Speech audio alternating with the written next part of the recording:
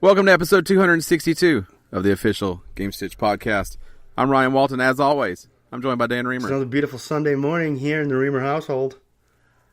We're both, I'm going to call us Perky this morning. Chipper. I'm going to go with Chipper. Uh-huh.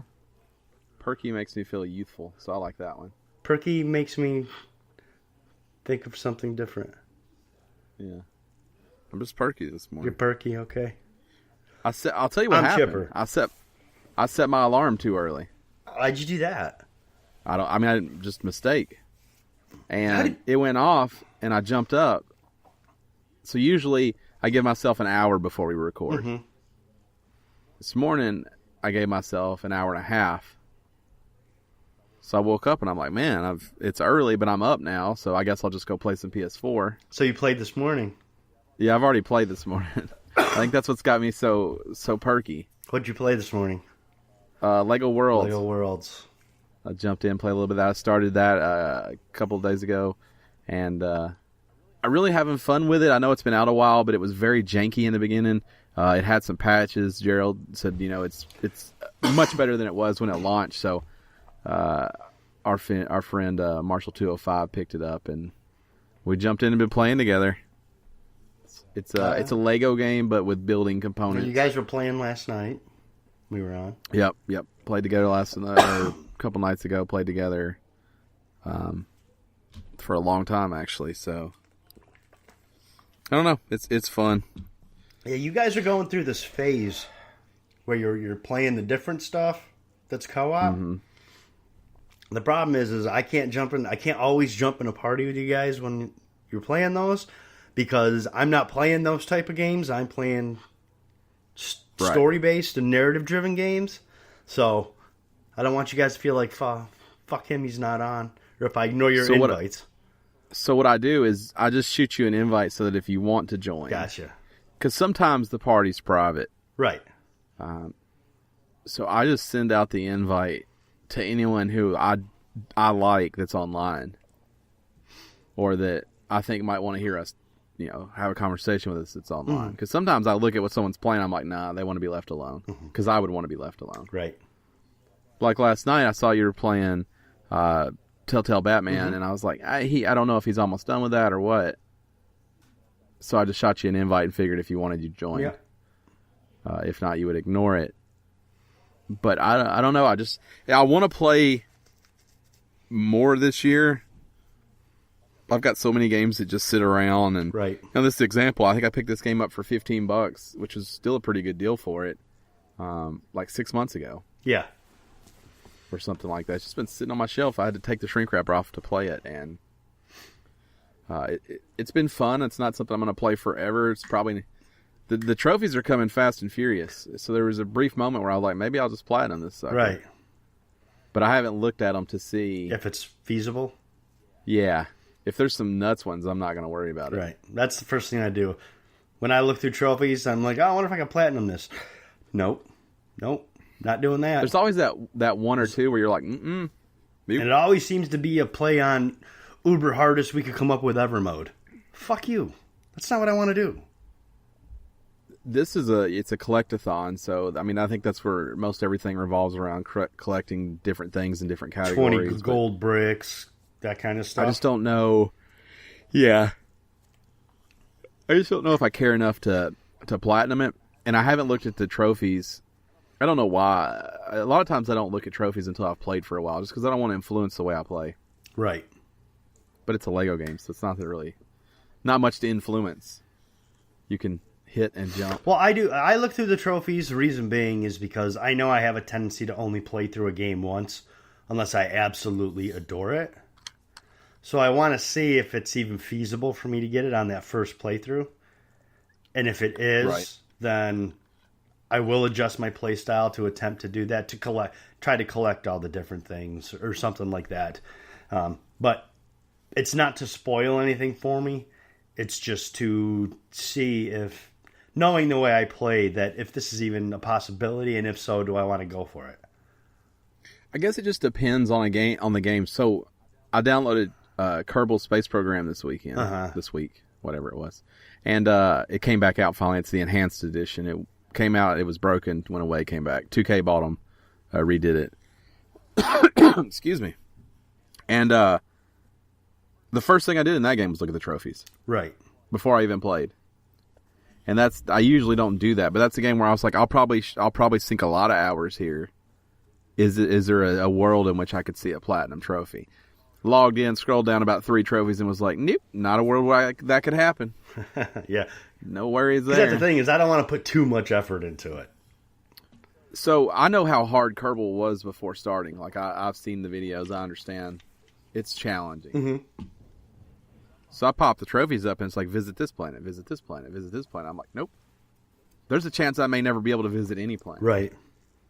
So, these trophies are not going to happen. I played the game, so I thought about streaming it, but I played the game enough so that I'm not a total idiot when I stream it. I'm only like sort of an idiot. Yeah. And so I'm going to stream it. I'm going to build 3 or 4 rockets, and we'll try to just go as far as we can go. So that'll be coming up soon. There's so much to that game, though. Layers and layers and layers. And I wanted to at least have basics because it's not good. Like, I'm not good at that game. No one is. That's the point. When you start out. So I wanted to have at least enough of a... Yeah, you'll be on your own on that one. Yeah. That's not one we'll get to share experiences with. Yeah, it's not your kind of... I don't know if it's anyone... I think we talked about this. Maybe Gerald. He's the only one I could see maybe doing it, because he'll just sink hours and hours into something. He will. But I don't know anyone else that would. I know Patman watched me share play it, and he's really interested in it. But he wants to catch it on sale. Right. It's expensive. Just came out. It's $40. Yeah. Yeah. I luckily had a leftover PlayStation Network card from Christmas that was for $20. So I got you halfway there. Yeah, it's like I spent $19 on it, so I'm good with that. Well, that's good. It makes me feel better. Did you get anything else? I don't think so. They had a flash sale going, and I just didn't see anything that... No, me either. Nothing. I fell in love with. It's getting to be very repetitive on the sales now. After the big holiday sale, it was all the there was every week there was a sale. It was pretty much always the same games, about 80% of the same games, and it seems to be again 80% of the same games on the flash sale. So yeah, nothing tripping me either. I thought about that Mirror's Edge Catalyst. It's like $5. Yeah, it's. I played it. Could I have $5 of fun in it? Maybe. I loved Mirror's Edge, the first one. I didn't like Catalyst at all. I didn't like the first one, so I've got a chance. I played it on EA Access. Yeah. On the Xbox. Because I was like, oh, I love the first one. I want to play this. I got like half an hour into it, and I was like, did I really like that game? Is this just that much different? Yeah, I think it's that much different. That seems to be... It's kind of the same thing, but what is going on? So... I think I have a chance to like it, because I didn't care for the first one. I probably not. I don't think you'll like it. But hey, pick it up for $5 if you want. Yeah, I might try it before it's out. Who knows? But not for me. I'm trying to play some more Overcooked. That game's still fantastic. If you have anyone to ever play with, that's a game you should own. But it's couch co-op only. Still playing Fat Princess Adventures. That game's fun too. It's a Diablo light, I would say. Mm-hmm. Very cartoony, whimsical, crude humor slapped on that kind of model. But again, fun if you have people to play with. That one is online. Yeah, I should probably pick that up, actually. They keep throwing it on sale. I don't know how much it normally is, but I think I paid like $2 for it, and I think they got it for $1.50. Yeah. But it wasn't part of the holiday sale. Like, it's been way back. Yeah, no, it wasn't, because I was looking for it. Yeah, it's been way back. It's another one that I bought a long time ago and never played. Yeah. So I'm just trying to... I don't want to beat everything. I don't care to even beat more games than I beat this year. That doesn't even matter to me. I just want to play more with, like, substantial... So are you looking to... Some substance. I guess... Are you looking to play different types of games, or are you just looking to just play more games of the styles that you like? Yeah, play more of the things I'm interested in. Okay. I don't want to reinvent who I am. And I don't want to sacrifice Rocket League to do it. I just feel like I've got to balance my time a little better. Yeah. See, that's the thing, is when I'm jumping in a party with you guys, I'm playing Rocket League or Zen Pinball. Because those are the only two games I own that I can play and not have to pay attention to. Because everything else is so story-based or narrative-driven or character-driven that you need to pay attention and know what's going on. Yeah, I have games where it's hard to play with other people in the chat. But, yeah, I'm going to play more Rocket League. You know, I'm probably not going to hit the metrics that I hit this year, but I'm not giving up on it. I'm not going away from it. I just want to... I don't want it to always be what I jump on because I feel like there's so many things I just don't have time to play. Yeah, I decided to go through, like, I've got a library of free stuff that I need to play. So I started playing Telltale Batman. I got Darksiders 2 Definitive Edition that I got to get through that I've actually talked about before. And I've got some other stuff on there I got to go back through and see, like, oh, yeah, that was free. I should play that. Oh, I have, like, all the Double Fine shit that I got to play. Yeah, I want to play Broken Age. I never played Costume Quest 2, which I bought the day it came out because I love the first one so much. So yeah, I got a ton of stuff that I have to play. Other than that, let's see what I played this week. I think I just told you everything I played this week. I didn't play a whole lot again this week, but it's still a very video game driven week. I picked up a Mass Effect Andromeda Sarah Ryder figure for $10 on sale at a store on my birthday, so that was cool. And my big one, which you already know about because I couldn't contain my excitement, is that I managed to snag one of the pre-orders for Life is Strange Before the Storm Vinyl Edition. So for pre-ordering it, you get the game in limited edition packaging, physical when it releases. For pre-ordering, you get two figurines of Chloe and Rachel. You get an art book. You get the soundtrack CD. You get actually a presentation case, is what they call it, where it can display this stuff like a display case. And even more super cool is you get the vinyl edition of the soundtrack, along with all the DLC that you originally got for the original game if you pre-ordered it. So, very limited edition, only available on the Square Enix website through their store. And I finalized my pre-order yesterday, so that releases March 6th. I'm just waiting for it to get here. But other than that, I haven't really done much. I've kind of just been, rolling through, and just kind of a typical week. Just not a whole lot going on there. Yeah. Yeah. I get that. So, one thing that I didn't put on this list that maybe you can pull up real quick that I wanted to talk about. Mm-hmm. PlayStation sends out their year-end recap. And I think some of these things are kind of interesting to look at when you kind of see a snapshot of how you play games. And I thought briefly we could just run through some of our games that we play the most of and hours and stuff like that. I thought it might be our neat. stats. We didn't cover that last week? I'm trying to think. No, because I didn't have mine. That's right. Did I talk about mine? I had mine, right? I don't think you talked about yours either. Huh. Well, I mean, it could be another win-back situation. It could be another win-back situation. I do kind of pull my share of those. So, I mean, if it is, then I gotta see if I can find mine here. I got it here someplace. Here it is. Nope, I didn't. 6 days ago, so I got it last Monday. Okay. So we'll just kind of go through this briefly, and then we'll jump in to the normal plan stuff. But sure. So like I said, PlayStation sends out your 2017 year in review. If you haven't seen it, maybe check your spam folder, your promotions folder, something like that, and see if it got tossed in there. If not, you can search for 2017 year in review. So let's start with hours. I had. Go ahead. Go ahead. No, me first. I'm going first.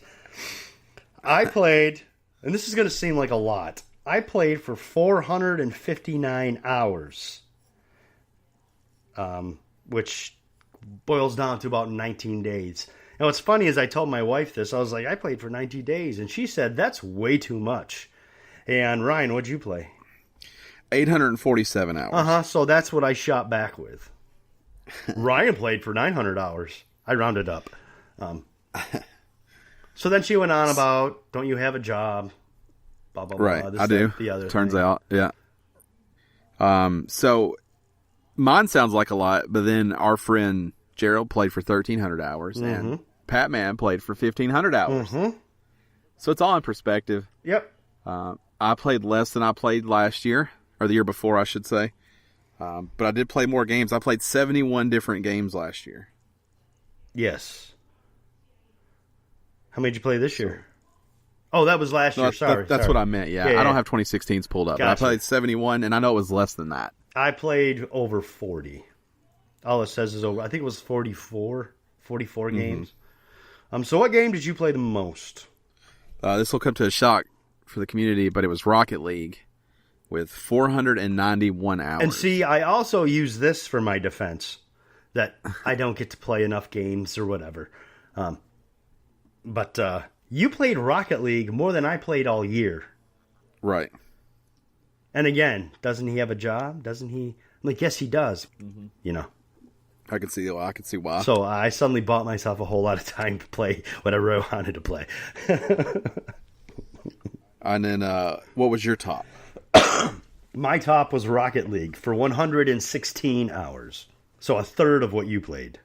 I mean, mine's coming in 4-hour chunks pretty much, nightly. Right. And so it doesn't take that long to get up to that mark. Right. My number 2 game, which this is, so 1 and 2, I totally knew what was going to happen there. 3 surprised me, but number 2 was Fortnite with 86 hours.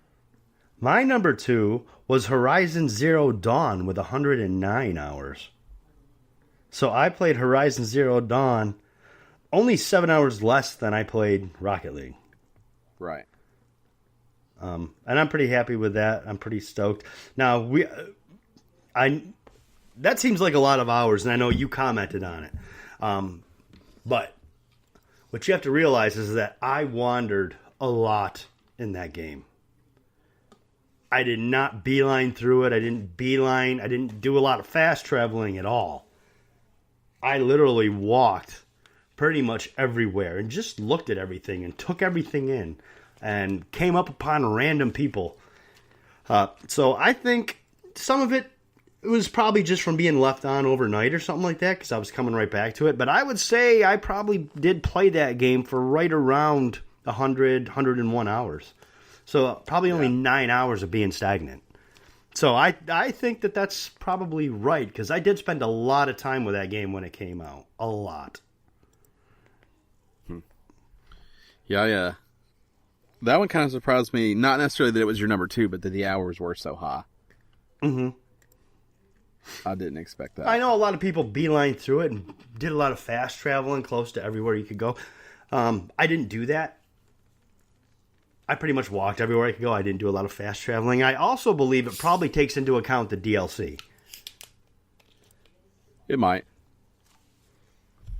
I'm sure they lump those together. So my third game, this is the one that totally surprised me just because I don't know. 2 things. Number 1, the numbers are low for my third most played game. Yeah. And number 2, I just didn't expect it to be this, but it's Grand Theft Auto 5. How many hours? 41. Huh. So a significant drop-off outside of the top 2. Yeah, there was a period there where you guys were rolling. Yeah, playing a lot of GTA Online. I just did not expect it to be third. I actually thought Stardew Valley would slide in here. Yeah, I guess I could see that. And I'm shocked that I did not play that game more than 41 hours. Well, my third was Fortnite with 108 hours. So your top 3 was very competitive. My top 3 were very competitive. So it seems like I probably had some favorites this year.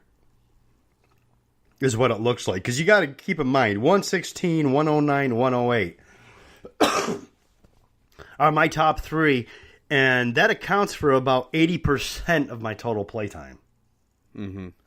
So, I think I found my 3 favorites of the year.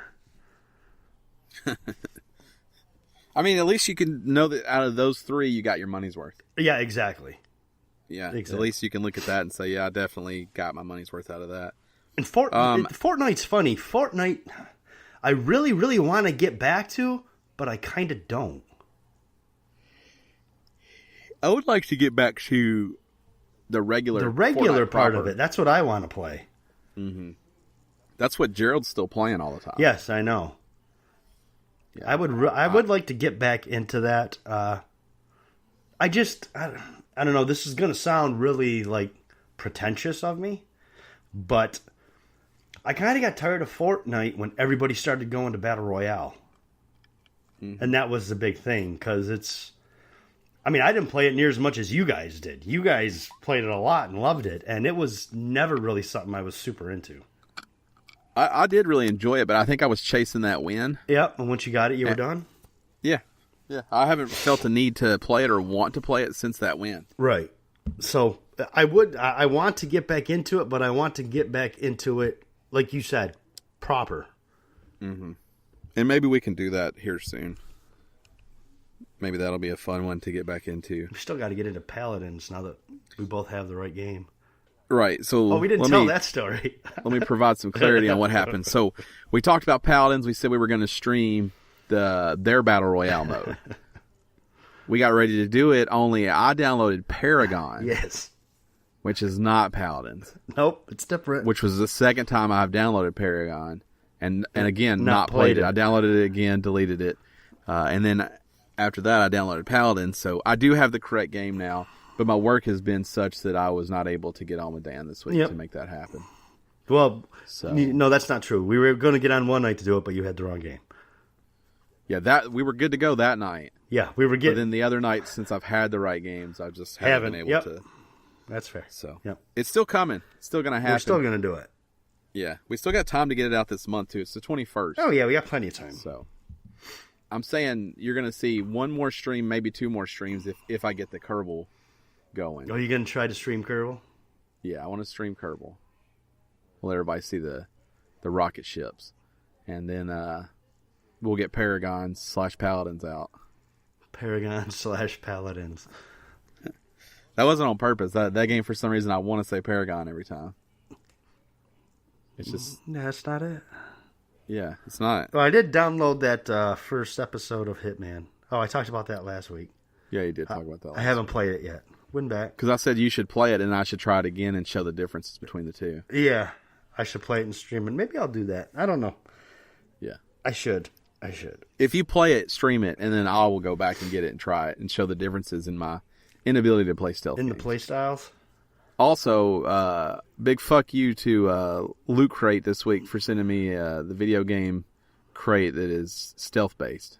What'd you get? I was like, son of a Anything bitch. I might want?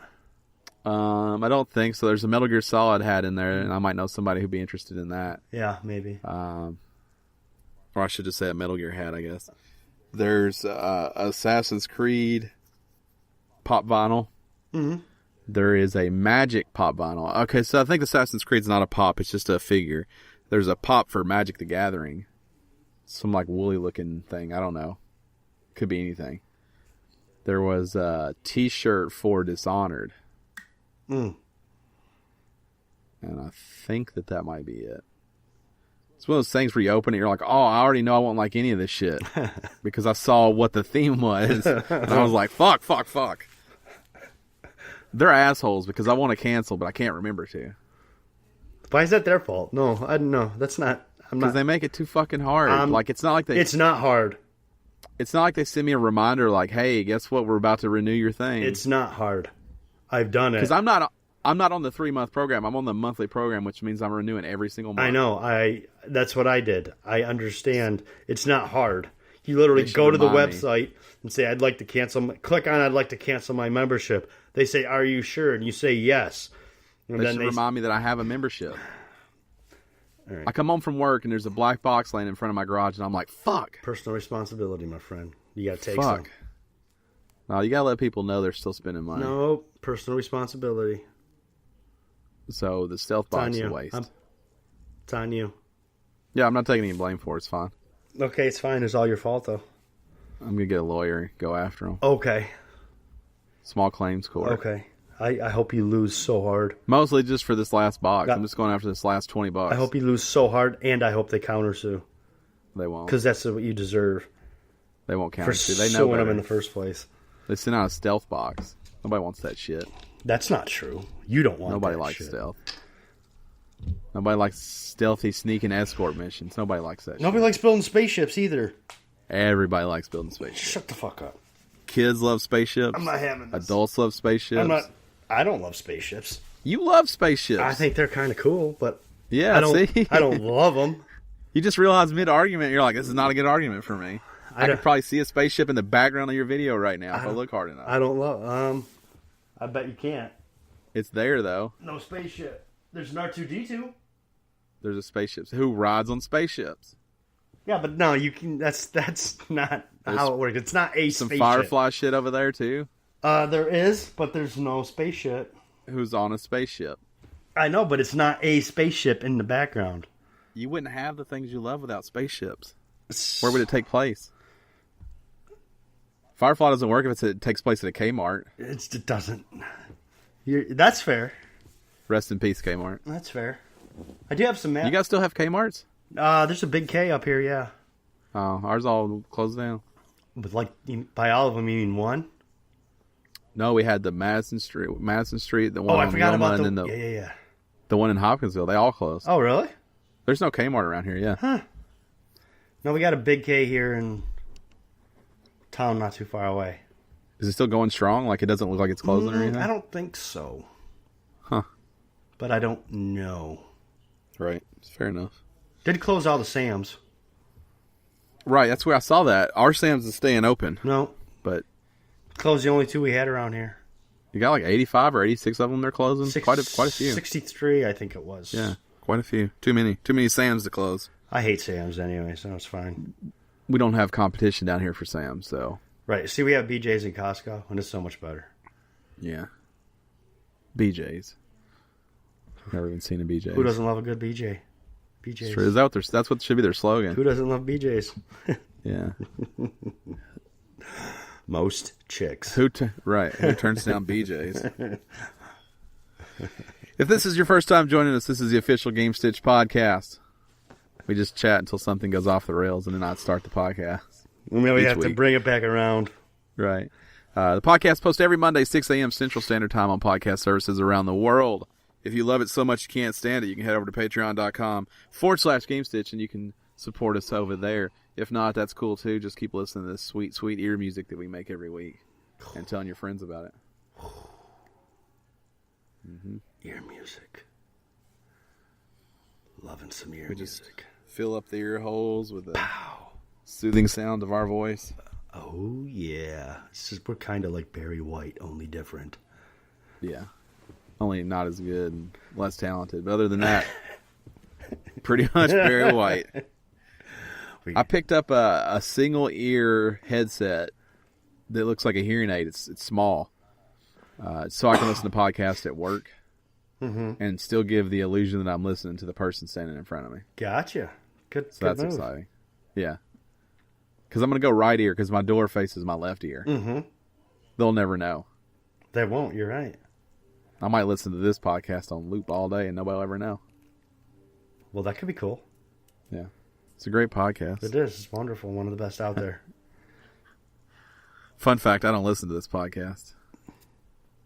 Fun fact, I usually do. Not every week. Well, see, I listen to while we do it, and then I listen to it while I edit it, and then I'm done. I'm checked out. Right. I don't need a third time. I listen to it while we're on it, and then I listen to it once to make sure everything came across the way it was supposed to and things like that. But It's more rarely does it come across the way it's supposed to. It always comes across the way it's supposed to. I beg to differ. But, yeah, no, I listen to it just to get an idea. Make sure our chemistry is still on point. And yeah. That kind of thing. My problem is, I always think the chemistry's fine, but I listen to myself and I'm like, what an asshole. This guy. Really? Yeah. Because I think that too, usually. Yeah. I'm like, wow. Maybe Ryan, what an asshole. Maybe it's coming across the way it's supposed to. I got called an asshole this week. It's a story for another time, but maybe it's all coming. Maybe everything's lining up. I got called an asshole much more than one time this week, so. Well, just once for me. But it was like, when someone calls you an asshole and you're like, whoa, they mean it. Yeah, those are my favorites. Like some people are like, oh, you asshole. Like I think maybe you called me an asshole last night, but yeah. I know it's playful. You're a fucking asshole. Right. Yeah. Someone calls you an asshole and you're like, oh, they think I'm an asshole. Yeah. It's like, whoa, they really think I'm an asshole. Yeah, they actually think I'm an asshole. Like they say it with anger. Like you're an asshole. Just a lot of like real talk in their voice. There's a lot of truth behind the way that they say it. Not even really angry, just like they say it like in a cutting manner. This is probably going to come out wrong. It's probably going to be a commentary on me, but is it someone that you give a shit that thinks you're an asshole? No. Okay. And without going into it because it's work related, the basis for the allegation is that you wanted someone to do their job and they didn't want to? Yeah. It's something I'm super consistent on. So right. I feel okay about said asshole comment. Gotcha. But it was said in a manner where someone wants you to believe that that's true. And you're like, no, I just want you to do what we pay you for. I've been an asshole plenty. This actually isn't one of those situations. Right. I get it. I'm like, that sucks because there's a lot of times where I should have been called an asshole and wasn't. Yeah, it's like, wow, you think I'm an asshole for this? Jesus. Right. Mm-hmm. Man. So we really don't know each other. Let us know on Twitter at game_stitch if we're assholes. Yeah, just say we are. It's fine. Asshole, not asshole. That's all we need from you. Don't explain. Well, we should put together a poll. Asshole, not asshole. Right. I think I know how it goes already. I would hope it'd go for asshole. Some things you don't poll because you know the answer and you don't want to hear it. Right. No, I don't mind hearing it. You can call me an asshole. It's fine. I'm not one of those guys that gets butthurt about it. Yeah, I mean, I wasn't even butthurt about this, but it's like, really? Like, over this? Like, really? I just don't. Seems unnecessary. Seems like too strong. Like, if this makes me an asshole, I can only imagine what people have thought of me in the past. Right, because this is pretty mild. Right. Like, if you ask a second grader, you're like, hey, write your name. And they're like, what an asshole. You're like, well, no, I'm teaching you to write your name. Like, it's actually what everybody here is doing. Yeah, the thing is when it's something super mild like that, especially when you realize, like, when you have enough self-awareness to know who you are, and someone calls you an asshole for something, and means it for something that is, like, small and trivial in a certain sense, it's usually them. Right. I don't take offense to that because I'm like, I'm pretty sure you're just a waste of space. Like you're having some sort of day, clearly. Right. I'm pretty sure something's going on in your life. Could be. That's what I think. Speaking of assholes, Nintendo showed off Labo, unusual new game with DIY cardboard accessories. And the world may find this hard to believe, but Dan and I fall on two different sides here. We do. So, for anyone who hasn't seen Labo, I'm going to try to explain it to you. They had a Nintendo Direct, and they said a new experience for Switch was coming, and that experience was Labo. So what it is they're cardboard like maker kits that incorporate the Switch controllers in them in some sort of way, and then that then ties into the game that comes with it. There are two kits coming out. There are a variety kit, which is $70 and there's a robot kit, which is $80. So you open it, you have these cardboard kits. The variety kit is a 5-in-1, and You open it, you press out the cardboard that's already punched, and you fold them up, make them these things, put the controllers in, and then they incorporate with the game. Same thing for the robot, only it's one kit. It's a backpack thing with arm and feet attachments, I guess. Mm-hmm. And set includes stencils, stickers, colored tape to help you make them your own. So they're weird little like maker kits for the Switch. Yeah, is how I think they're best described without seeing them. They're coming out on 4/20 in the U.S., which is also no accident. Seems consistent. Right. Wink, wink. Anything else you want to? Why don't we go through all of this before we get into the me's and you's of it? Is there anything else we need to add? I don't think so. I think I hit on. I wanted to talk about the price before we get into it. I wanted to talk about that they're cardboard. I want to talk about that they're a maker style kit thing, and that there are 2 different packs. So I think we've gone over kind of what we need to. Okay. To start giving some opinions. Okay, I'm just making sure there's nothing else we needed to add on this. Okay. When this was first announced, I was angry. Right. I'm not gonna lie. This pissed me off. I can't even explain it. I was literally at the point where I was like, you know what? Remember how I wanted a Switch? Now I fucking don't. Because this is the dumbest thing I've ever heard. I've had a few days, so I've got to temper that a little bit. I got away from that knee-jerk reaction. And I'm not angry anymore. I still think it's stupid. I don't want one of these. But I believe I was misguiding in letting this dictate my want for a Switch. So I take that back, Ryan. So the anger was fueled by the fact that they're cardboard. Well, that's part of it. If this was in addition to some other things, it'd be different. And I understand we've talked about it. I recognize that this is different departments, but they all fall under Nintendo's purview. And 2 days before they announced that cardboard was the future, they stated that 4K and VR had no place in the world. And they still don't have a dedicated party chat. It seems to me those... VR, not necessarily. 4K is a thing. 4K is not going away. VR, to be honest, probably isn't going away, but there's not enough evidence to say one way or the other. And party chat has been here forever, and it's not going away. Mm-hmm. So to dismiss those and say no, because those are dumb things, and nobody really wants those. What they want is $80 corrugated cardboard. Is what really fueled my fire that day.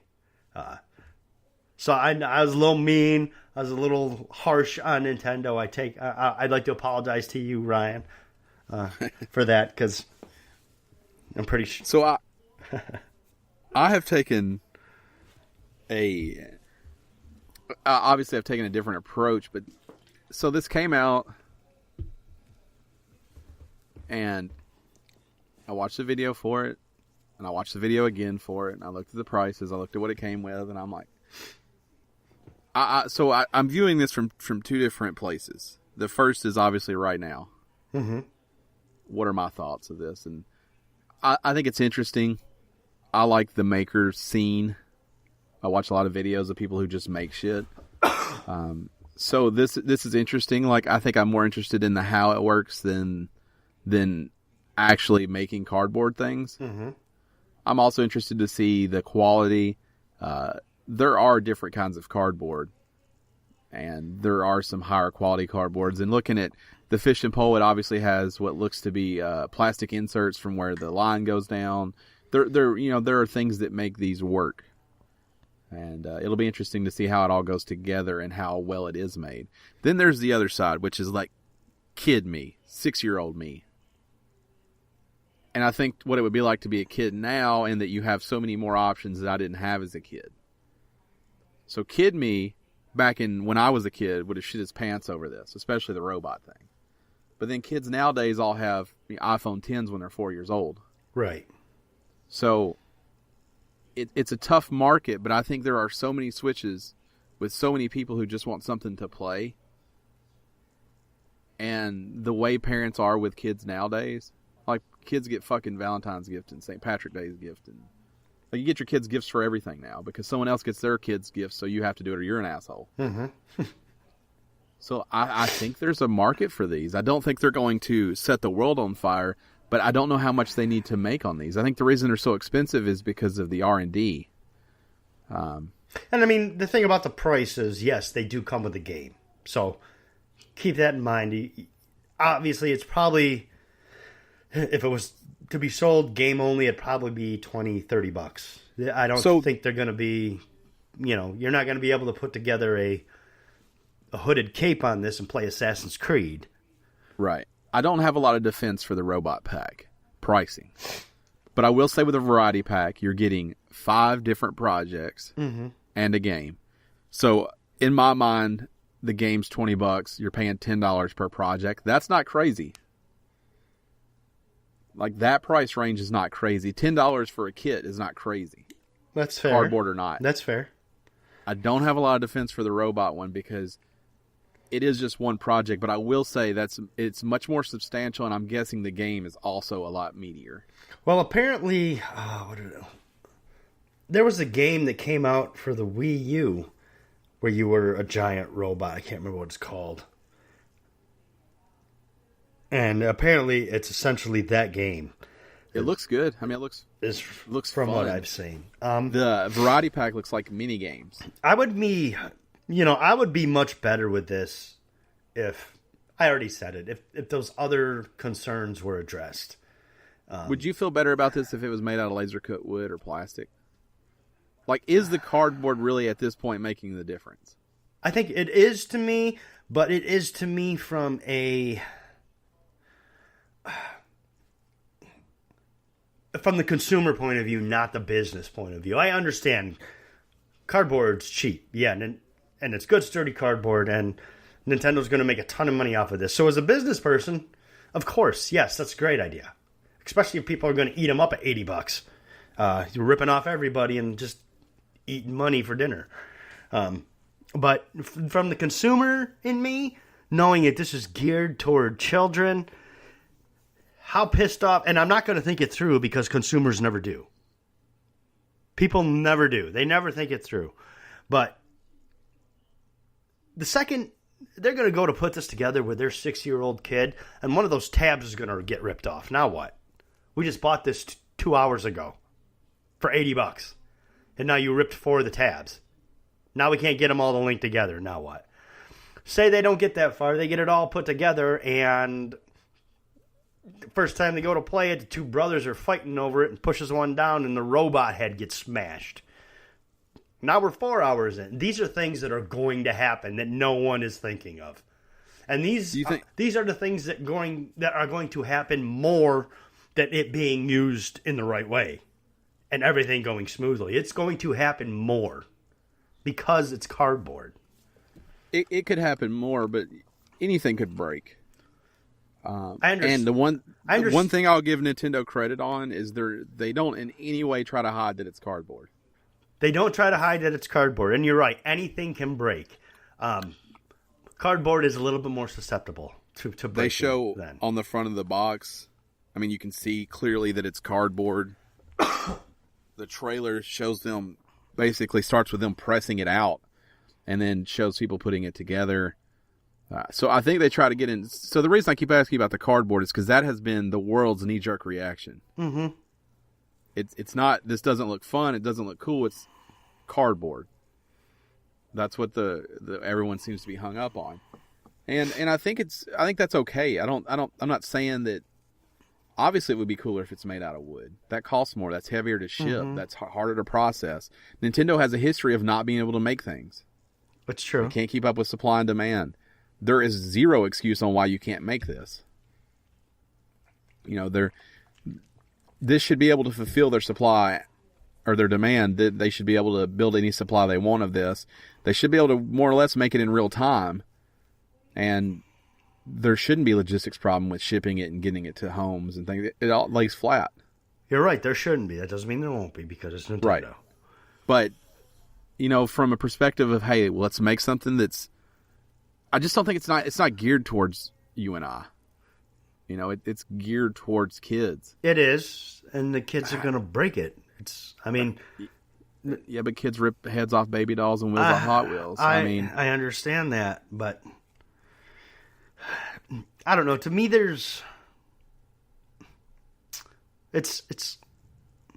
me, by making it video game related, it automatically needs to come with with extra care, and that's probably just a throwback to my youth, because I meticulously took care of everything because it was expensive.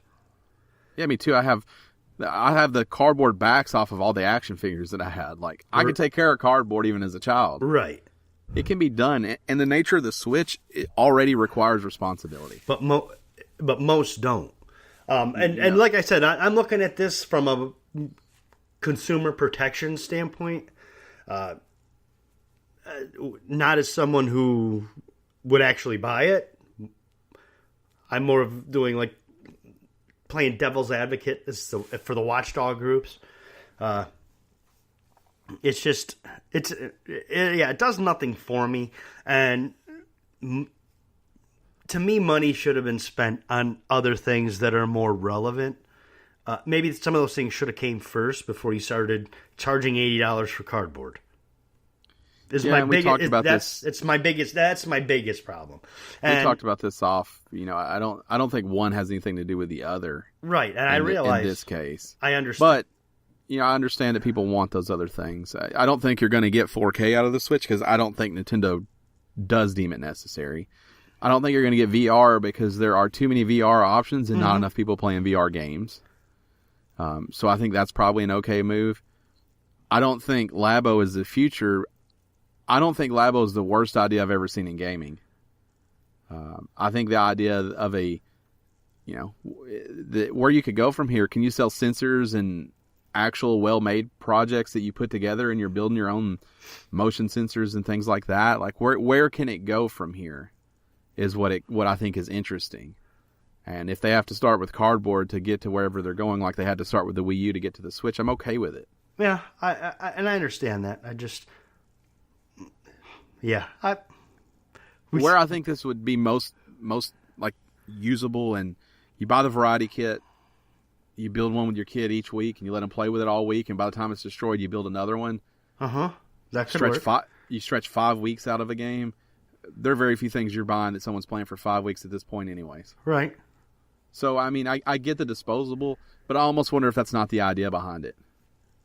Where do you keep normal people don't keep everything like you and I do. Well, I suppose so, but... Right. You're coming from a place like, how do I collect that? Which is where I come from. How do I collect cardboard that I've bent the tabs on? I suppose, like I told you, I'm sure it'll sell like hotcakes. I think it's dumb. It's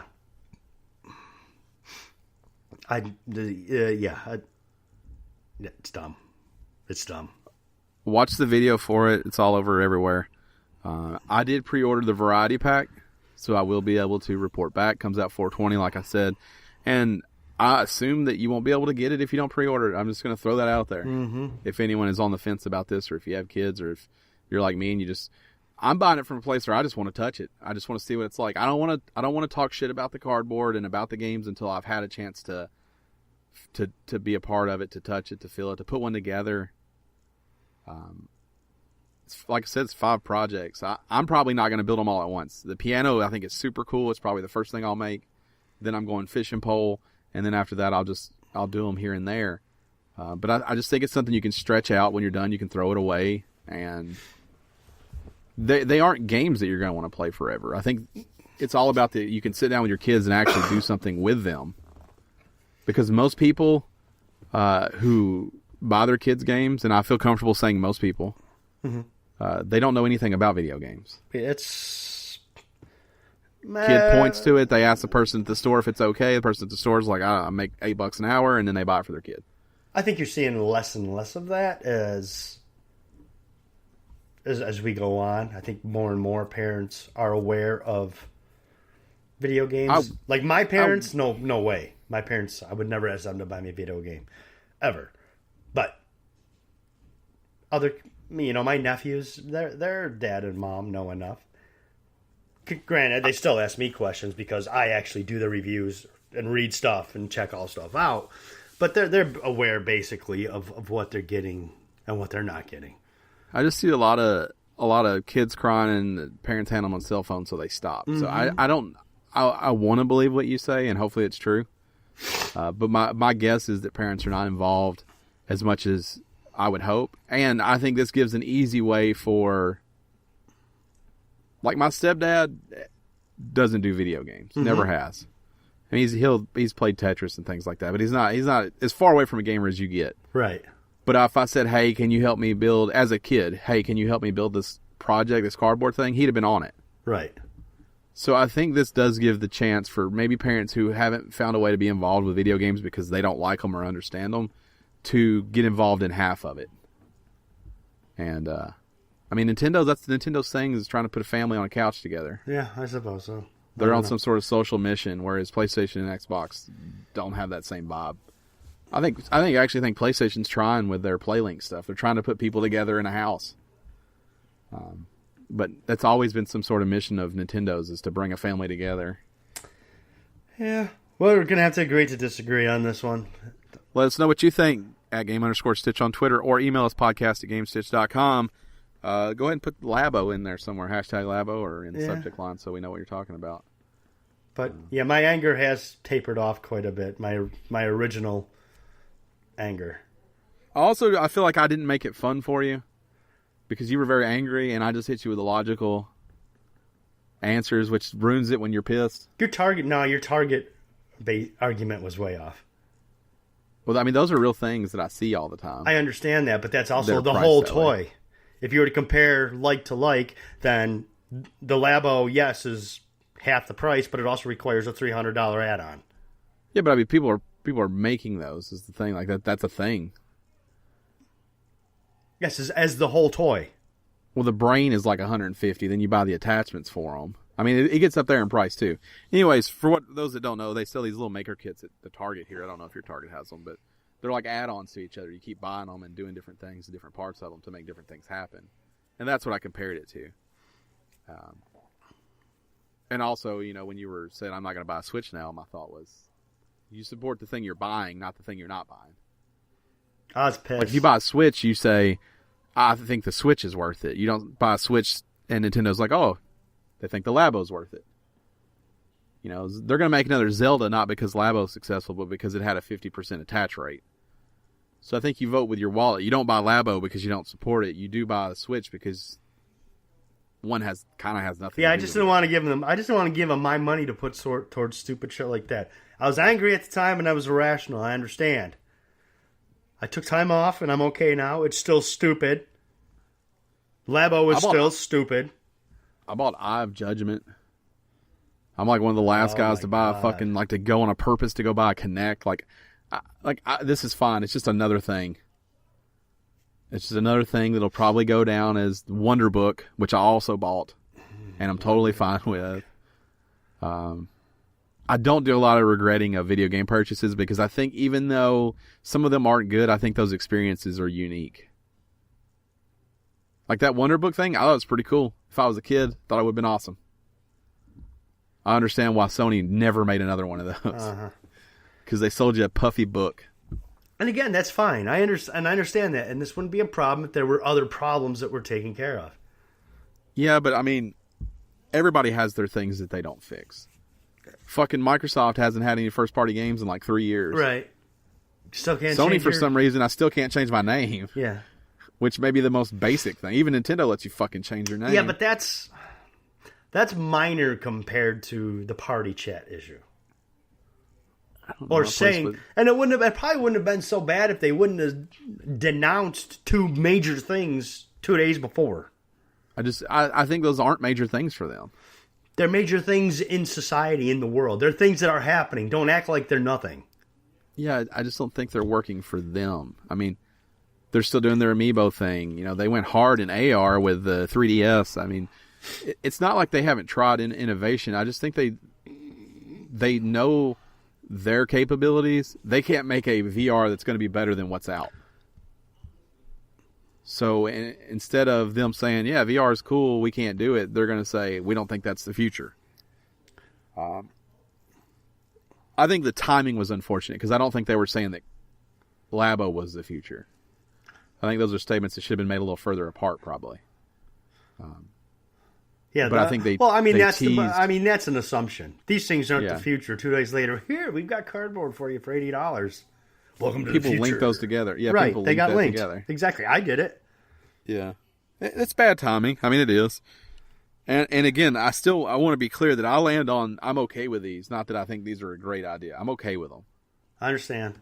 I'm not telling everybody, hey, buy these for the kids. I don't think that at all. I'm telling no one to buy them. They are cardboard. They are what they are.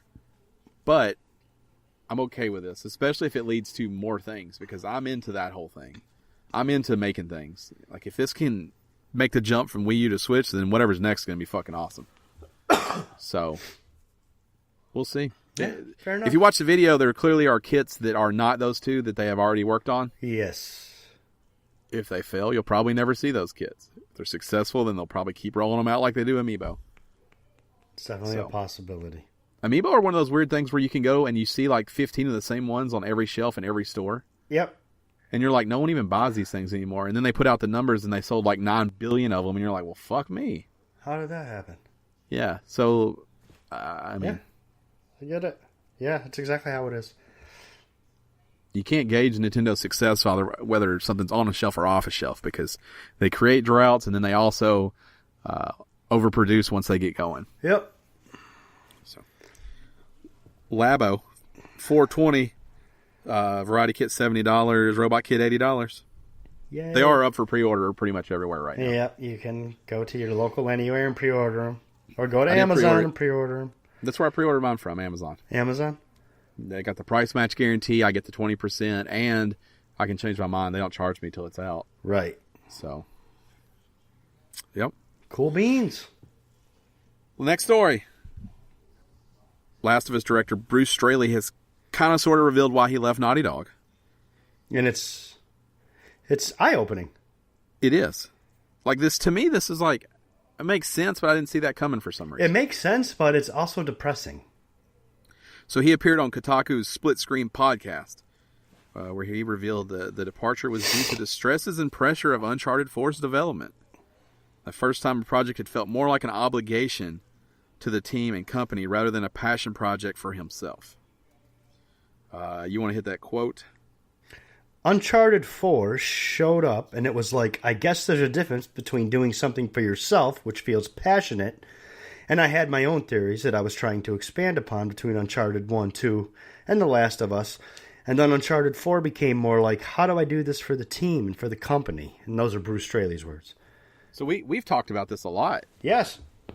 A lot. Not related to this, but that's what happens. The fatigue is a real thing when you make fucking Call of Duty or Assassin's Creed every year. And, you know, the reason The Last of Us happened was because they didn't want to make another Uncharted. Right. You can find lots of interviews where they're like, we were just brainstorming to do something else. And it's depressing and eye-opening to hear, like, there weren't things that he felt like he needed to do in that universe anymore. Right. And that sounds like that's the biggest, I don't want to say let down, that's not the right word, but you know, on Uncharted 1 and 2, he loved it. This was all in. This is the stories I want to tell. This is fucking awesome. I'm having the time of my life with characters I love that I created. And by the fourth one, he was like, you know what? I just got to get this over with. That's a real thing. You can love your, we see it in movies where, let's say, one-hit wonder songs where 35 years later, everyone wants to talk about the one song that was a hit in 1985, and the artists are like, oh man, this again? On the same scale, or on a smaller scale, this is the same type of thing that happens with these developers and publishers. Mm-hmm. Is they're constant, because something was successful, they're constantly being instructed by their bosses to go back to it and go back to it. And this, if you're eating the same thing for dinner every day, eventually you don't like that anymore. And 100%. And it's this, these are creators. These are people who create for a living, and they have horizons that they want to broaden, and they have more than just one idea in their head. And when they're not able to, or given the freedom to expand that, they burn out and go away. Yeah, I agree. And I mean, looking at Uncharted 4, it had a pretty short time frame. 2 years. Whereas the other two took 4, I believe. Yeah, and he actually goes on to say we needed to get the game out the door, and we needed it to be something good so that it didn't put a mark on Naughty Dog, on the Naughty Dog name. I felt like, I guess in hindsight, I took a role more for the team than for me personally. 2 years to create that beast. That then became the hardest project I had worked on. He does go on to explain that it had nothing to do with Naughty Dog and nothing to do with games. Mm-hmm. Instead, he just thought after Uncharted 4 came out, oh my God, it's time to take a break. Yeah. Time to step away. Everything makes total sense, and he is a super logical and intelligent human being. Yes. There just comes a point, and let me tell you, he's working for the top of the top. Oh, yeah. Yeah. There is, if you don't think there's more pressure on Naughty Dog than most other developers, you're out of your fucking mind. Because everything they do is good. Yeah. There's no space for okay at Naughty Dog. No. That's the problem with being number one, is you're expected to remain there. Yeah. The first Uncharted came out, there's no way it can be better. Second Uncharted comes out, there's no way it can be better. Third Uncharted comes back, there's no way they can do anything better than Uncharted. The Last of Us comes out. Mm-hmm. There's no way they can ever up it. Uncharted 4 comes out. Which Last of Us was better than Uncharted 4. There's no way they can ever make it better. The Lost Legacy comes out. Like, they don't make bad games. They continue to evolve in their storytelling and just the worlds. Those environments are so alive. Yeah, they are. I've talked about it before. When you walk through that market with Chloe and the Lost Legacy, that fucking market is alive. I think it's very coincidental that Bruce says this about Uncharted 4, because and I talked about it to you, I talked about it on the podcast, Uncharted 4 is probably my least favorite Uncharted. Not just because of the way it ends, but because it doesn't have that same magic that the other three did. Yeah, I'm in a different space in that I probably think Uncharted 2 was the best Uncharted. I think Uncharted 2 was the best Uncharted, yes. A lot of people love 3, but I really think 2 was... Yeah, I think 2 was special. No, I think 2 was my favorite. But 4 is probably my least favorite. It doesn't seem... It didn't click with me. It was still a good game, and I still enjoyed it, and it's still a game I'm glad that I played, but it didn't click with me the way the other 3 did. Of course, I didn't like Last of Us. That's a me thing, well documented on this podcast. But I enjoyed The Lost Legacy more than Uncharted 4. Oh, I did too, without a doubt. I thought the writing was a little better, and I thought it was neat to see Chloe's story. I liked the open world feel of it. Yep. The contained open world, I guess. It's a very contained open world. But yeah, this totally makes sense. I get it. You're on the top team. You're the top guy, and the deadlines get tighter. But I wonder, time frames get smaller. I guess what I'm saying is I wonder if it didn't click with me because the passion wasn't there. I don't know. I mean, Straley obviously has a big influence. So does Druckmann. So do the writers. I mean, it's a team working on that game. I wouldn't say that everyone felt this way because Druckmann's still fucking balls to the wall right now. Yeah, he is. And to hear even Bruce talk before, like, there's no better place to make games than Naughty Dog. I mean, that seems to be the message that you hear from the guy that delivers the mail there. Right. Like, everyone that talks about that place, maybe with the exception of Amy. And even that's not totally clear on what happened there. Yeah, there's a lot of mystery there. But for I would never dispute the fact that she's an amazing storyteller. No. But games are more than the stories they tell. It's a team thing, and we'll never know exactly what went down there. Just like you won't know what happened with the Star Wars game that's no more. Yep. But that's. I think Naughty Dog's probably a pretty okay place to work, and he was probably making lots of money, lots and lots of money. Oh, probably making lots and lots of money. Oh, yeah, no doubt. But then it gets to a point where even that's not enough. Yep. So He hasn't announced what he's doing, what he's working on, but he has expressed his excitement to continue the creative process. Whatever that means. he's got ideas in his head that he wants to put to fruition. He'll make games again. Somewhere. Yeah, I feel without a confident doubt. to make that statement. I don't know if they'll even be console games. I think Nope. he'll make games again. He'll make games again. At this point, I would wager they're probably going to be more independent style stuff. Yeah. It's so hard. Like, sometimes people are good at something because they're passionate and they found their thing. Sometimes people are just good at it. Right. Like, they don't love it. They're not passionate about it. Sometimes people are just good at a thing. Yeah. And Unlike me, I'm good at nothing. you see those people like, even especially like in sports, some people hit that highest tier and then they retire early and everybody's like, what the fuck? And they're like, yeah, I don't really like it that much. Yeah. Like, I'm really just tired of doing it. I've been doing it my whole life and I've always just been better than everybody at it. Like, I just want to do something else. Yeah. I get that. And I've seen that. I'm not saying that's the case here, but I guess you never really know where anyone lands on. Like, I don't know if he's just amazing at making games or if he is passionate about, he speaks to passion, but still, you never really know.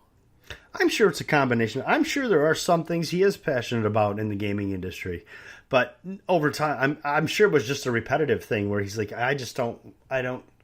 You get to the point where I don't know if I like Nate Drake anymore because I hung out with him for so fucking long. And they are a studio with a pretty small lineage of titles. Right. I mean, you've got Crash, you got Jak and Daxter, you've got Uncharted, and you've got The Last of Us. I mean, they've done other stuff, but those are mainly what they have worked on for most of our gaming life. Right. Like, that's it. That's not that much. When you look at some developers are shitting out games every other week. So, I'm sure there's a certain amount of fatigue when you have to keep going back to the well. I'm sure it gets to a point where you're just like, that's probably the problem with the Mirror's Edge Catalyst that you said it's the same thing, but it's not clicking. There's no passion. It was just It's a team of people. They broke off and said, you're making a second Mirror's Edge. And they're like, okay. right. And that's not a knock on them. Yeah, that could be. I mean, yeah. I think you saw it so Unity is a bad case for Assassin's Creed because it was broken. But even before Unity, when they weren't broken, people weren't enjoying those games as much because I think the passion had just gone away. right. It appears the new game has that passion back, and even to a certain extent, Syndicate had that passion back. Yeah.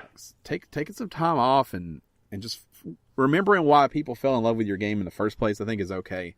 And if you can't get that, I totally understand going somewhere else. Yeah, that's. I think people underestimate that passion. The developers and publishers underestimate it, but that passion does come through. That love for a character, or a genre, or a game does come through to the person who's playing it. That's why The Order 1886 is a good game. Fuck everybody who disagrees. Right, because that passion was felt. Because they cared about every inch of that game.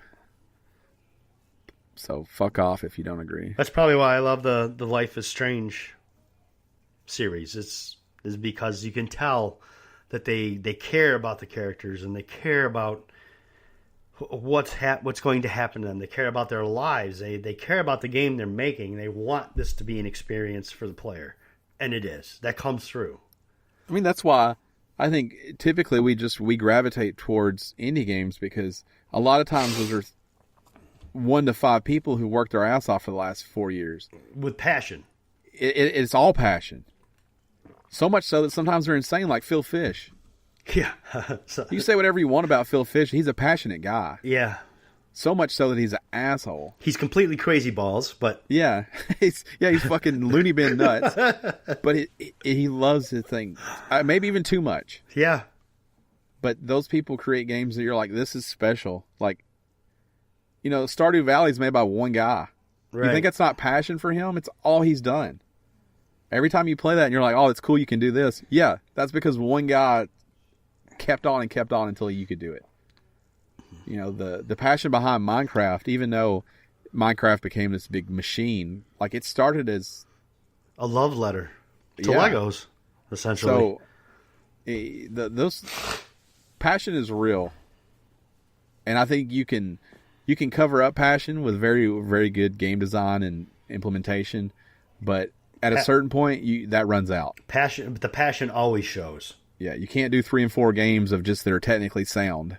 Yep. When that passion starts to go away, and even if it wasn't going away for Naughty Dog's games, if it was going away for him, I think this is a gangster move. Just leave. Yeah. You don't love it anymore. I mean, that's doing it right. It's like, I can't be a part of this anymore because I don't love it anymore. I'm afraid I might not make the experience that people deserve and want. And I have enough respect for you guys that I'm going to step off because I don't want to ruin your baby. I don't want to ruin your thing. I don't want to end up making Naughty Bear. There's still a weird part of me that thinks that Naughty Bear will be like reinvented and be the game everybody always thought it would be.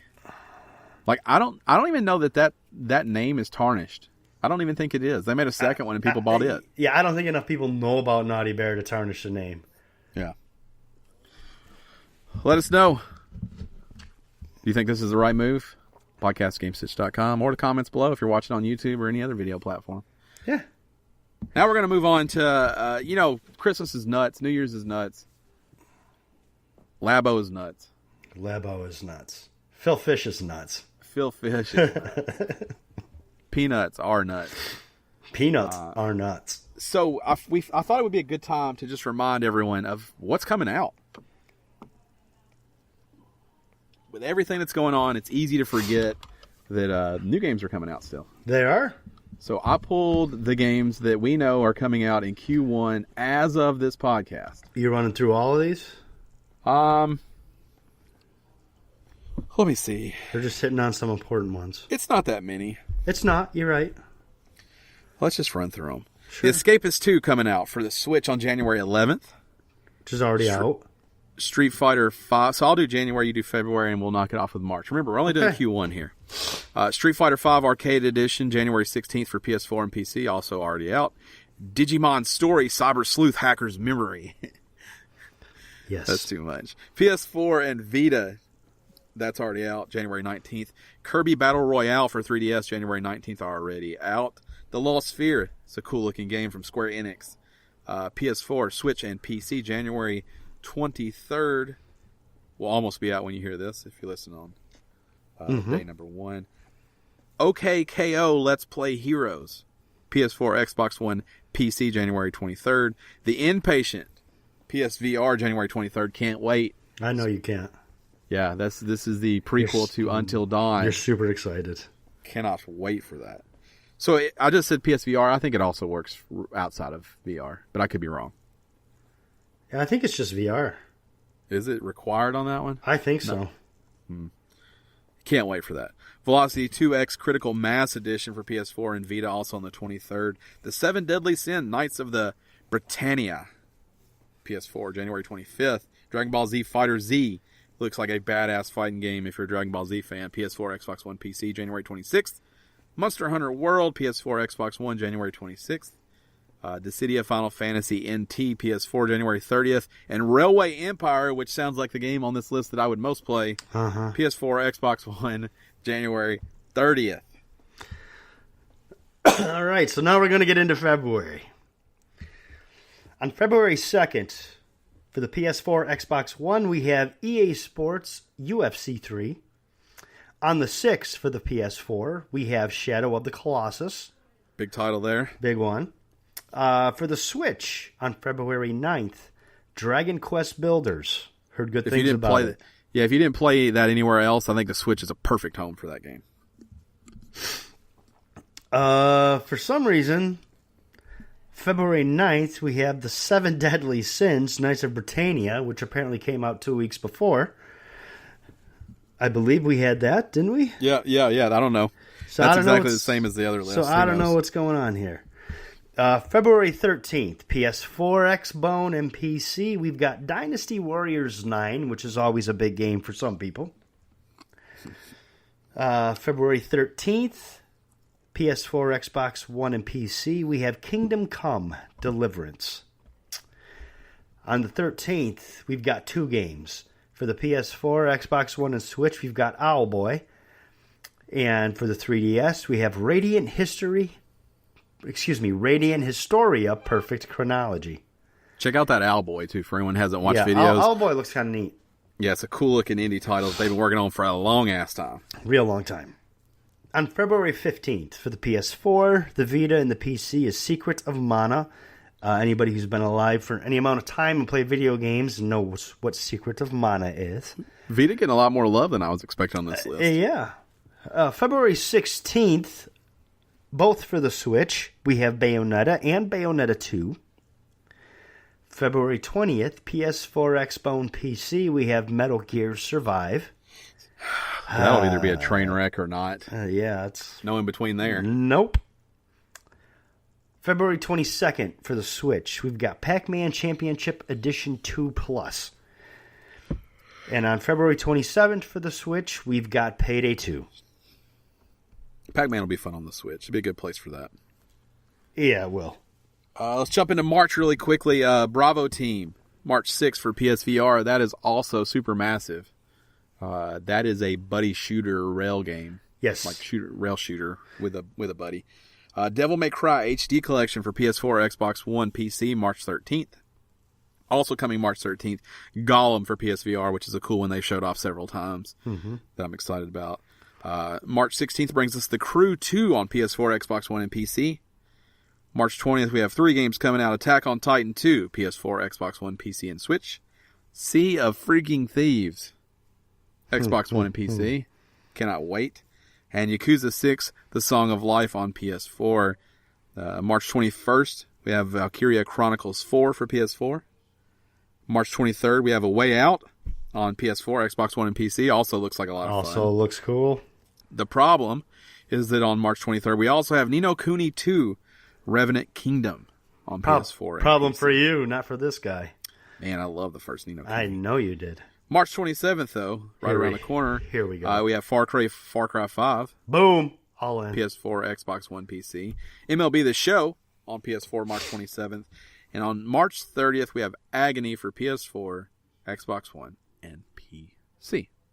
And that rounds out your quarter one of 2018. Woo! A lot going on there. Yeah. A lot going on. And I know that's just a brief rundown, but we just want to remind people that games are still coming out. The news has been light. Everybody's been busy. People haven't had time to play much, but there's still plenty on the horizon. And it's coming. There's a few $100s there for me, for sure. Oh, yeah, me too. So start saving now.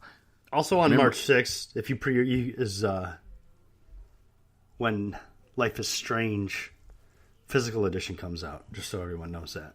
Go get that game. Before the storm? Yes. Because the other physical already came out for the first. Yeah, okay. Before the storm, sorry. Okay. I got confused. I know. My apologies to you. Yeah. That's the news. Now it's time for Gone But Not Forgotten, where we reach back in our game and pass. We dust off an old beauty for you. We shove it right in your face. Boom. Pow. I hope you watch YouTube videos. Maybe you go back and play it if you have it. This week's it's my turn, and we're going back to the TurboGrafx 16. Woo. We've been here once before with me. We're going back. Once, yeah. I think I did Keith Courage. You did last time. Once before. What are we doing today? Today we're doing Alien Crush. Ah, yes. Which is a pinball game. Uh-huh. All you haters. Haters gonna hate. And they're gonna hate. Hate. So it's part of the Crush series, if you will. So you may have played these pinball games, Devil's Crush, or I don't remember what the other one was, and they had Alien Crush Return, I think. So I played this on the TurboGrafx all the way back when I was a wee one, little tiny tot. So wee little latte. This is a game that I played a lot with my dad, though. Oh, that's cool. My dad's a big pinball guy, and we traded back and forth. And there's something about when you're a little kid, Alien Crush is kind of like creepy, and there's a giant eyeball that you're hitting in the middle of the map, and it's kind of spooky. And so it was a good game for us to play together, and me not get totally terrified because my dad was beside me, and he kills monsters. Right. That's what dads do. Yeah. So it was a fun thing for us to play together, and me always try to beat his score, and I never could because I was too small. But yeah, I've really super fond memories of Alien Crush. They did re-release it on the Virtual Console. So I think this game had a second life, and that a lot of people played it that didn't play it before when it came to Virtual Console in December 11th, 2016. I'm hopeful this game comes back out. It actually landed on the PlayStation Network all the way back in 2010 also. Is it on there still? I gotta think so, but it probably only runs on the PS3. Could probably. Be. Maybe it's on PS. Maybe it's on PS Now. Could be. I'll tell you. Side note. Thanks for the Goblin Not Forgotten. If you have one for us, hashtag GBNF on Twitter or email us. Use that in the subject line. I think I'm going to do PlayStation Now. Do you? Yeah. So I got in. What changed your mind? The fucking titles. There's good games up there. All right. 600 games. Uh-huh. And no commitment. Like, I can stop at any time. Right. You can do monthly. And I think it would give me a lot of content that I'm not going to ever buy, but I would like to try and get that. I have this weird thing where something's in my system, I can't fucking handle it. I have to own it so that if I ever... Mad Max was that way for me. It really chapped my ass I didn't have Mad Max. Yeah. So I looked and looked and looked until I finally found that game on sale at a price I thought was reasonable, and I've never even opened it. Right. But the thing that relaxed me is that now, because I need to play that game, wherever, whenever it happens, I have it. Mm-hmm. And I think PlayStation Now will take care of some of those little ticks that I get where I need to play a game. That's what, $15 a month? I knew that was going to be your next question. I don't remember. I don't either. It's like, I think it's $99 a year. It is $99 a year. Or $10 a month, I believe. Okay. Let me see if I can get it. Let me see if I can get some fucking deets for everybody. Get some dates. 7-day free trial. 600 plus games. New games every month. Can I get a price, Sony? No, I do $9.99 a month or $100 for 12 months. Right. Now, I don't think it allows for any type of co-op or multiplayer. I don't know, but let me just hit you with some of these titles. Until Dawn, The Elder Scrolls Oblivion, Dishonored, Red Dead Redemption, Mortal Kombat, 2K16, Mafia 2, The Last of Us, Civilization, Uncharted 3. This is not even the indie games. They're just the big games that they're got on the front page. Like, if you skip some of these, Gravity Rush, Dead Island, Fallout New Vegas. I mean, I've already hit you with about 400 hours of gaming. Right. And we haven't even talked about indie stuff yet. No, we have not. I found the other day, maybe it's on there if you're on there. There's a way to like sort by indie. I don't see how to do it on the browser here. But some really cool indie stuff also showing up there. So it's finally a thing for you now, huh? I think so, because I just want to... Some of these games, I just want to play them, knock them off. Good to go. Just to say, I played them. I played it finally. Yeah. That's how I feel about some Alpha games. Protocol's up there, too. Ooh. Something to think about. Trophies are a thing, too. You do get trophies? Mm-hmm. Good. There's a game called Back to Bed. I'd have to check that out. Yeah, I don't know what that is. First. So just scrolling through, there's no sorting, but it does let you see alphabetically.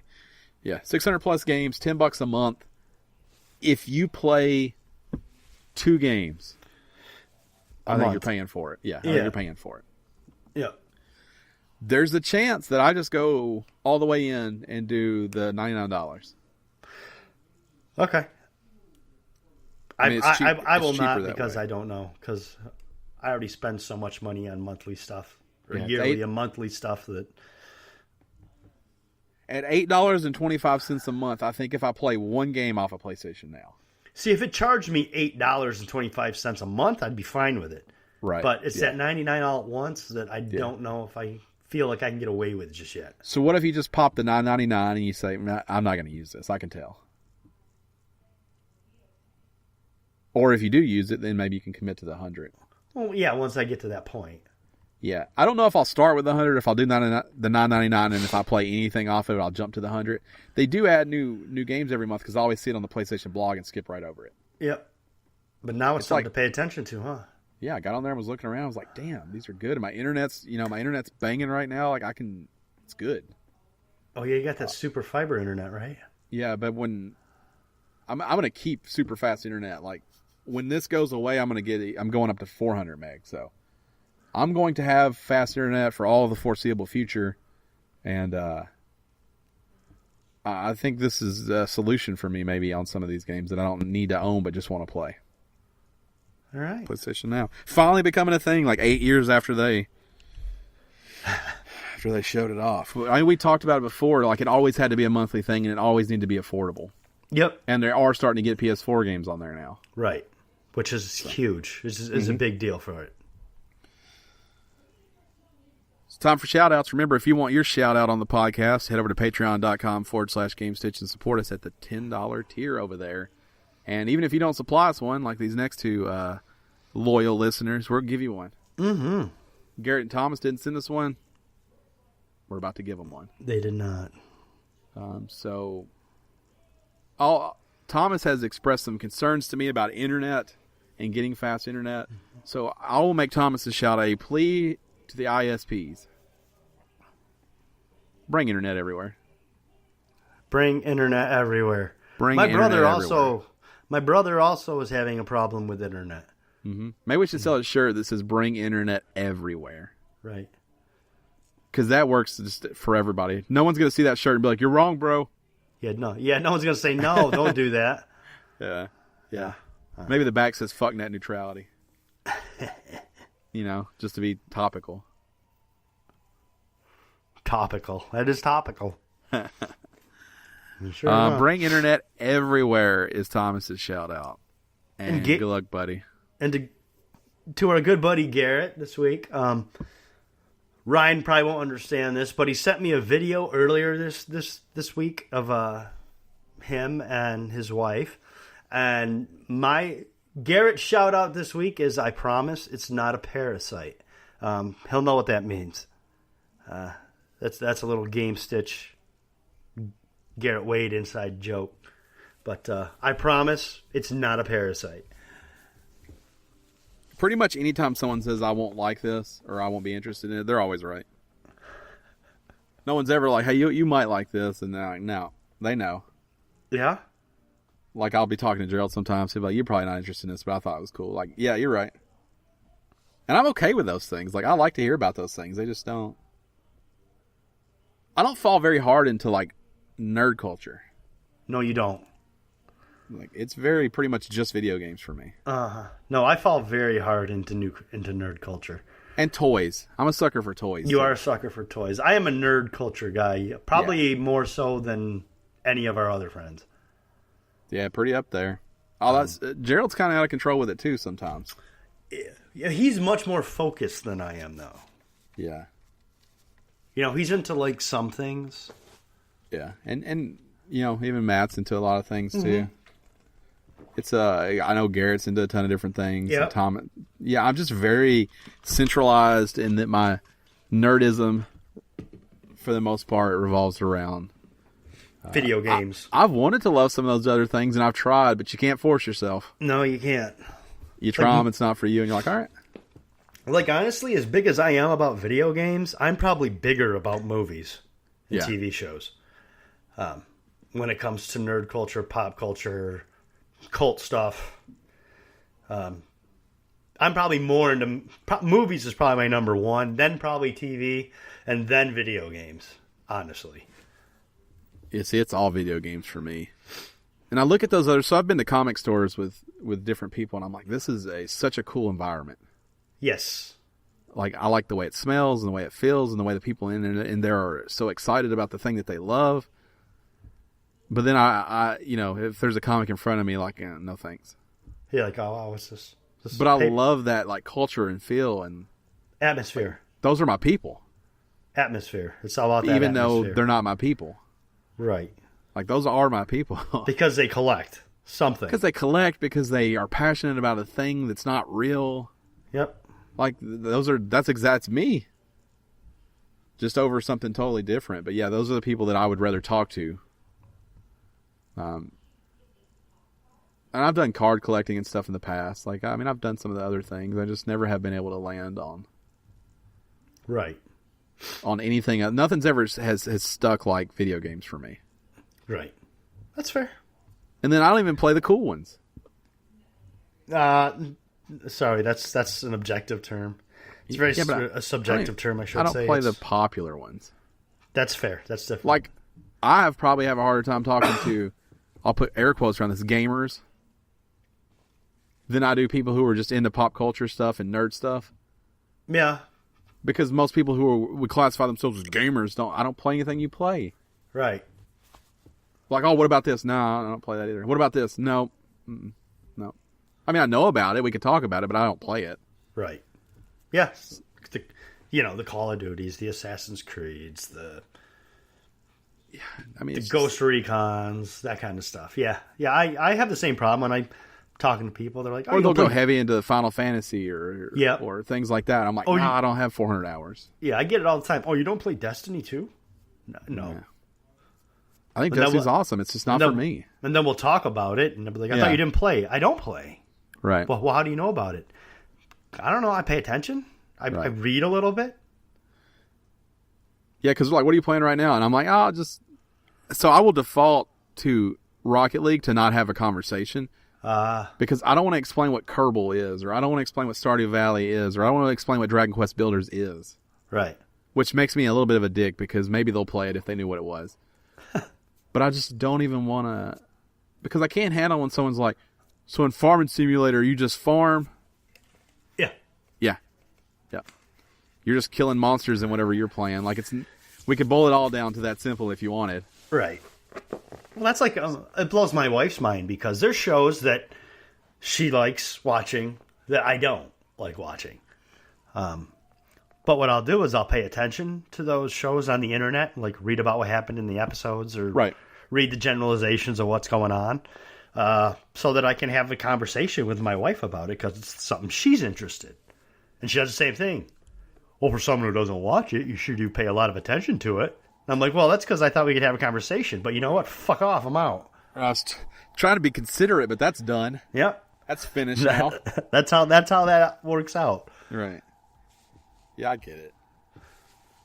Really, the moral of this entire conversation is do you. You be you. You be you. Yeah, youbeyou.com. You gotta do your thing. Fuck everybody else that tells you shouldn't, or you should like their thing. Yeah, like your thing. Yeah. Maybe you like their thing too, but you can still like your thing. Mm-hmm. And you love it with everything you have. Yeah. And don't be shy about it. Nope. Tell everyone. Wear it on t-shirts. Yeah, fuck whatever. You wipe your own ass, whatever. What do? Fly your freak flag. Because let me tell you something. There's nothing better than walking through a grocery store with a... This is a true story that happened to me. I was wearing my Mass Effect sweatshirt. All it has is the stripe down the side, and it says N7 on the top, or over the chest. Walking through a grocery store, and someone says, "Hello, Commander." And you're like, oh, look at this, a fucking geek like me, it's great. Yeah, because two things happened. First, they recognized it. Then they were like, I'm going to say something. Yep. Like, which raises it to an even new level. Yep. And you're like, yeah.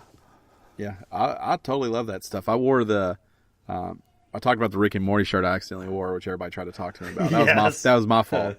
But I got a Brutal Legend shirt from the loot box, and I wore it out the other day, and the guy was like, God, I miss Brutal Legend. I don't even know that guy. And I'm like, me too. Right. Like, great shirt. Where'd you get it? I told him. He was like, man, I wish I could have that shirt. And we went on our separate ways. We're in like a Publix or something. Like, it wasn't... Yeah.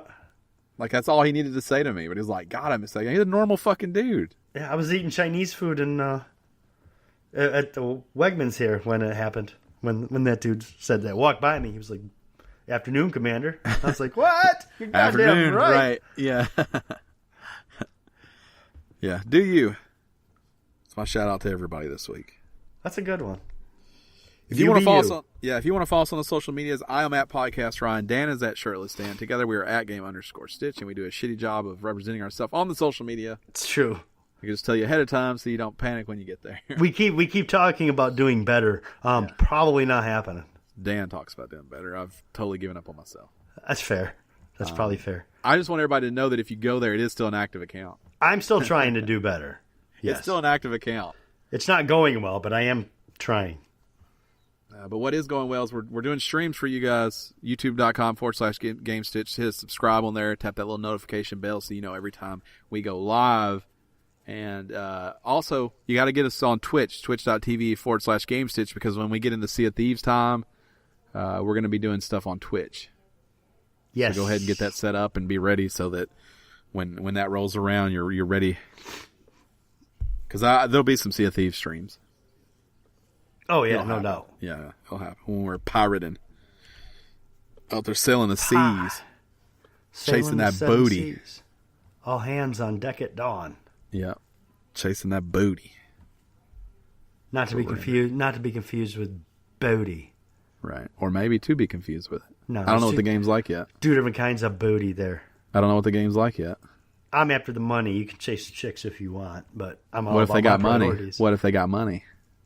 No, then there's stipulations attached. I got it.